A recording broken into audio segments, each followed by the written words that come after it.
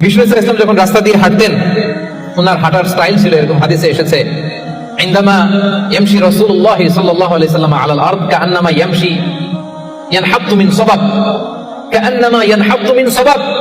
মনে হতো যেন বিশ্বনবী ঢালু থেকে উপর থেকে নিচের দিকে নামছেন, পাহাড়ি রাস্তা থেকে নিচের দিকে নামতে যেমনি পা ফেলে ফেলে খেয়াল করে এনার্জি নিয়ে মানুষ হাঁটে, বিশ্বনবী সিম্পলি যখন সমান্তরাল জায়গার উপর দিয়ে হাঁটতেন ঠিক এভাবে বিনয়ের সাথে হাঁটতেন। পড়েন সুবহানাল্লাহ। বিশ্বনবী সব সময় বিনয়ের সাথে হাঁটতেন। ওনার হাঁটার মধ্যে একটা ভদ্রতা ছিল, একটা মার্জিত ভাব ছিল। বিশ্বনবীর হাঁটার মধ্যেও একটা মুনশিয়ানা ভাব ছিল। আল্লাহু আকবার। এজন্য আল্লাহ বলেন, যারা রহমানের বান্দা হতে চাও, জান্নাতের অ্যাপার্টমেন্ট যারা বুকিং দিতে চাও, ইয়ামশুনা আলাল আরদি হাওনা ইয়ানি মুতাওয়াদিআ, বিনয়ের সাথে হাঁটো। রাস্তা যখন হাঁটে এমন ভাবে হাঁটবেন যে পুরো রাস্তাটাই আমার, হ্যাঁ আমার বাপের রাস্তা, কার কি, এরকম একটা ভাব আছে না অনেকের? ইয়াংদের মধ্যে এই ভাবটা একটু বেশি, হ্যাঁ আছে না? নাই, কাউরে কেয়ার করে না, সব আমার, এরকম একটা ভাব না। রহমানের বান্দারা বিনয়ের সাথে হাঁটে।